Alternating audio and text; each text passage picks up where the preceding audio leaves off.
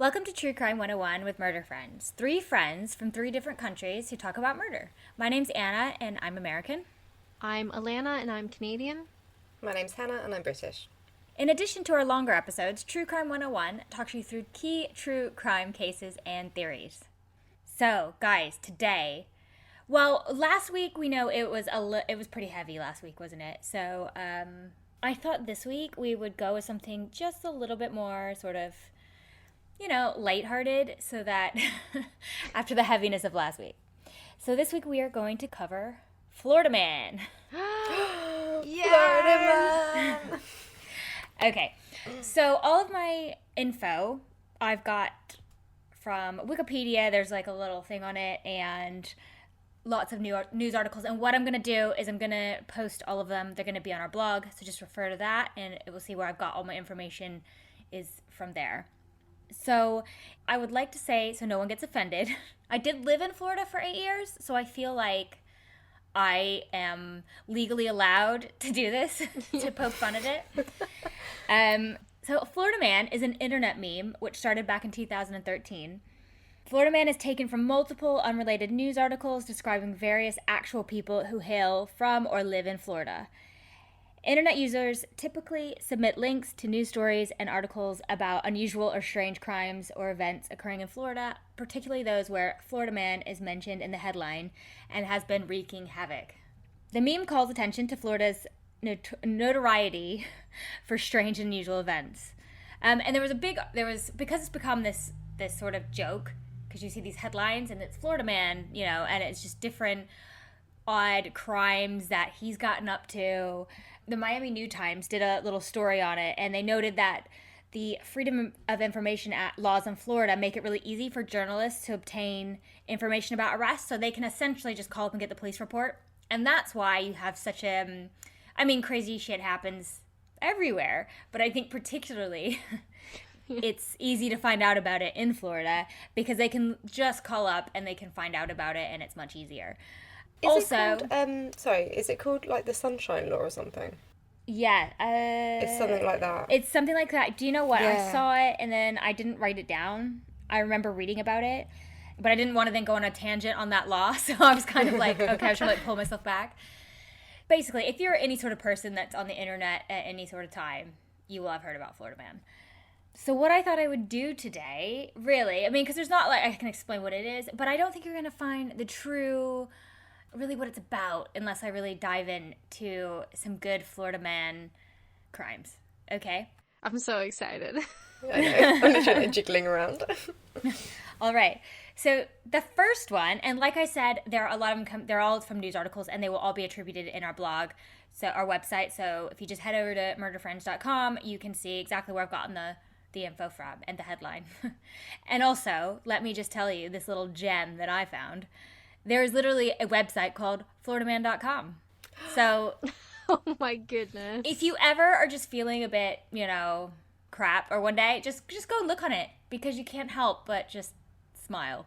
All right, so my first one is Florida Man sprays neighbors with bug spray, hits himself in the head with nunchucks. So, I did not know how that sentence was going to end. that's And I was the beauty so of Florida Man. pleasantly surprised by it. Larry Adams, 61, was arrested after the bizarre confrontation, which residents said was sparked by loud music coming from a car outside a Daytona Beach apartment complex late Monday night. One neighbor told the station Adams initially tried to frighten the group, but it backfired, literally, when he struck the car frame with the nunchucks, and the martial arts weapon unexpectedly bounced off the vehicle's body and smashed into his face. Unexpectedly. I know. What did you think was going to happen here, guy? But this is there was a quote that was included in the article by CC Sylvester, which is a really cool name. I just have to, CC, that's a great name. The quote was, "That was funny. I was like, this man really just hit himself with nunchucks," which is what we're all thinking and visualizing in our head. Police found Adams with a small cut on his forehead, apparently from a misfired nunchuck strike. Sorry. I'm sorry. I'm trying to have a really straight face with all of these. Adams allegedly also threatened to shoot the group and douse them with roach spray. According to the station, officers responded to the scene after Adams and his neighbors called the police on each other.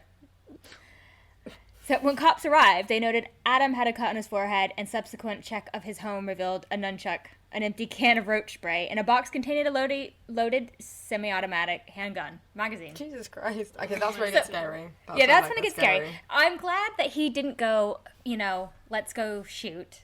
I'm glad he chose, I'm going to go roach spray and nunchucks over gun. If the roach spray doesn't work, the logical next step would be nunchuck attack. And then if that didn't work, you could move on to a weapon. Exactly. And, okay, I can kind of relate to Mr. Adams here in that I live in a really populated area, okay? I don't know anything I thought you were going to be like, I've got nunchucks. And can you imagine, though, if this was the moment... Threaten my neighbours.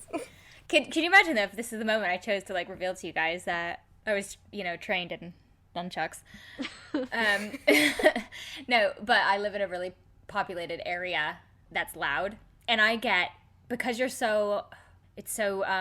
people have very little consideration for others. I get the slightest thing will just set me off about somebody just having no consideration for, the neighbors. Even the other night I went out because, I didn't go out. I sent my other half out because they were doing some work outside. And it was 11 o'clock and they're sawing with an electric saw on a Thursday night. And I was like, unacceptable. What are you doing? I did not send him out with any bug spray or nunchucks, but anyway. So that is Mr. Larry Adams. So my next one is Florida man breaks into home, cooks breakfast, tells owner to go back to sleep. Yeah. I actually wouldn't be that mad. I think that's scarier than someone breaking in your house and trying to hurt you. Because at least you know where you stand. Whereas if someone's just in your house doing things, that's in your terrifying. house doing normal things. Yeah, it's different if he wants to do my laundry, or he wants to clean the bathroom. Yeah, clean the bathroom. But you're making a mess, and that annoys me. Oh yeah, you're actually giving me more work, if I'm honest. Although that's probably one of the most polite home invasions I've ever heard of. Here's a sausage. All right, so a Dunedin. Okay, Safety Harbor, Florida. That's easier to pronounce. Man was arrested after cooking and eating food inside a stranger's home. It is kind of, because it's a poor woman who lived there. The investigator said a 19-year-old Gavin Krim, a Marine, broke into a Safety Harbor home in the 2400 block of Huntington Boulevard. The burglary occurred just after 4 a.m. Tuesday while the victim was home. That's a scary bit. Deputies said Krim entered the home through an unlocked rear door. Also, lock your freaking doors, lady. And began cooking, then eating the victim's food. The victim confronted Krim, who told the victim to go back to sleep. When the victim told Krim he was calling 911, Krim ran away from the home. Deputies said they found Krim behind the home, hiding in a wooded and swampy area. During an interview, they said he admitted to breaking into the home. His arrest report stated he was under the influence of alcohol. He was getting peckish. He was just maybe Denny's was closed. And he was like, well, next best thing, I'm just gonna help myself. Doors unlocked, I'm coming in. I'm just gonna, make myself some food. Okay, so the next one. And, okay, I'm not shaming anyone here, but the mental picture was just, I was writing this up and I was laughing. So yeah, here I go. 350-pound Florida man attempts to steal 2 TVs from Walmart, trips after pants fall down. Oh my God. God. Oh. Okay. Sorry. It's so hard. Okay, according to court complaints, Columbus Henderson, also another good name, fled from a Walmart supercenter in Fort Lauderdale on September 26 with a pair of 40-inch Hisense televisions. Henderson bolted with the merchandise after he allowed the cashier to scan the $298 worth of items. He scooted through the parking lot, and the 45-year-old Henderson's pants fell off as he ran away. It appears after Henderson's pants fell to his ankles, he proceeded to run right out of the garment. Run out of your own trousers. That's amazing. Well, it's fair. You could stop. How would you carry 2 40-inch TVs? That's what I'm wondering. I don't know. Police later determined that Henderson's abandoned pants contained the suspect's medical ID card. Idiot. And also the entire incident was captured on video. Is that video available? No, I just for didn't my see Sunday night? No. Unfortunately, I don't think that's the most surprising thing that's happened at that Walmart. I guarantee it isn't. Yeah. I mean, I feel like we should do a Crimes Against Walmart episode entirely. Oh, remember there was that woman who was drinking wine out of the Pringles can? Oh, yeah. We have to talk about that at some point. Yeah, that was great. Exactly. They finally caught up with him on a Tuesday morning after and charged him with grand theft. But I just, it's kind of like, that was, what would you do? Your pants are down, you stop and put your TVs down and, like, pull them back up, but then, or you just decide, you know what, I'm going to cut my losses. I'm going to just let the pants go. I'm just going to kick them off, like, run right out of them. Yeah, but now you've left ID in your pocket.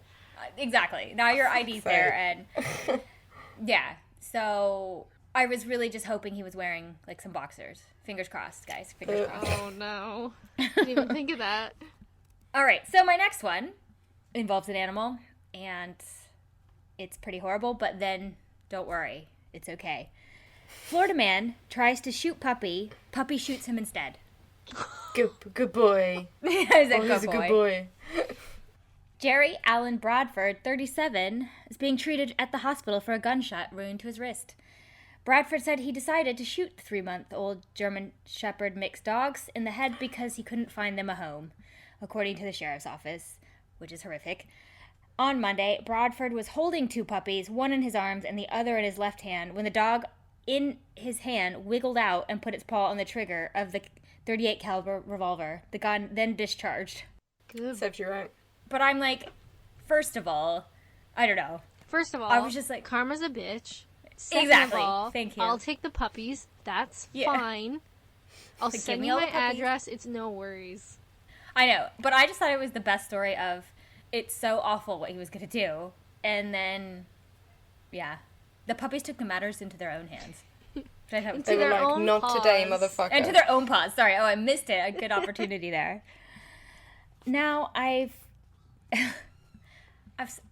think this was the best for last. So, Florida man impersonates FBI agent, harasses homeowner, leaves live catfish on driveway, and flees on bicycle.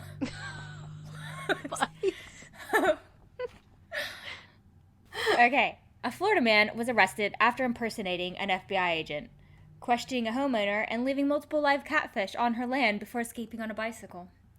42-year-old Christian Dudley faces charges of an open container in public area and impersonating law enforcement. The victim says the Florida man drove a bicycle with flashing red and blue lights. So the bicycle had flashing lights onto her front yard. He then introduced himself as an FBI agent, then ordered the woman to present him with identification to prove she lived at the property legally. When the victim told him to leave her property, he refused. The victim then told her husband to call authorities.